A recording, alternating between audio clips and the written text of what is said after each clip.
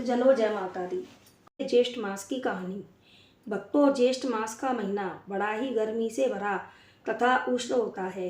इस महीने राहगीर भी प्यासे रहते हैं तथा इस महीने जीव जंतुओं के लिए खेतों पर वृक्षों पर भी ज़्यादा कुछ नहीं रहता है, क्योंकि गर्मी के कारण सब सूख जाता है और पक्षी भूखे प्यासे मरते हैं। इसलिए छत पर दाना और पानी की व्यवस्था किसी मिट्टी के सकोरे आदि में भरकर जरूर करें। ज्येष्ठ मास की कहानी। एक ब्राह्मण मंदिर में पूजा करता था। मंदिर शहर से कुछ एकांत में था। मंदिर में पानी समाप्त हो गया था, तो वह प्यास के मारे मंदिर से कुछ ही दूर एक सरोवर था। वह सरोवर पर पानी पीने गया।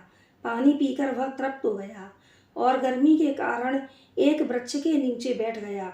पता ही नहीं कब उसे नींद आ गई और वह सो गया।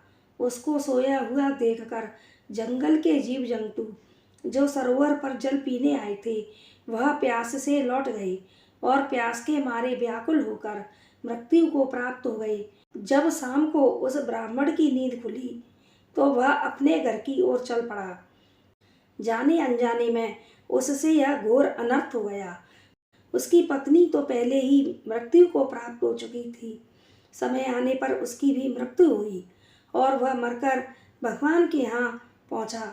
भगवान ने जब उसका हिसाब किताब देखा कि दुनिया में आने पर उसने क्या अच्छा और क्या बुरा किया है, तब भगवान बोले कि इससे एक बड़ा भारी पाप हो गया है, इसके कारण इसको नरक भोगना पड़ेगा। अब उसने हाथ जोड़कर विनती की कि हे प्रभु, जो कुछ हुआ अनजाने में हुआ, मैंने जानबूझकर किसी की भी हत्या नहीं की। तब भगवान बोले कि यदि तुम्हारा पुत्र ज्येष्ठ के महीने में जल का दान करे, राहगीरों के लिए प्याऊ लगवा दे, गायों को पानी पिलाए, हरा चारा खिलाए, चप्पल जूता इत्यादि दान करे, भूखे मरते पक्षियों को दाना खिलाए, पानी पिलाए, जितना बन सके अन्न का जल का दान करे, क्योंकि अन्न को ब्रह्म कहा गया है, और वह पुण्य तुम्हारे लिए अर्पित करे तो तुम्हारा इस नरक से उद्धार होगा। ब्राह्मण देव ने अपने पुत्र को सारी बातें स्वप्न में बताई कि बेटा, मैं नरक में पड़ा हूँ, इन सभी चीज़ों का दान करके मुझे अर्पित करो तो मैं इस नरक से छुटकारा पा जाऊँगा। तब ब्राह्मण के पुत्र ने जैसा उसके पिता ने कहा था, सब कुछ वैसा ही किया।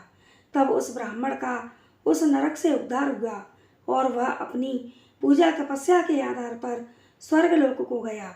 इसलिए भक्तों, ज्येष्ठ मास में पानी को श्रेष्ठ दान की श्रेणी में रखा गया है, क्योंकि तेज प्यास में पानी पीने से आत्मा तृप्त होती है।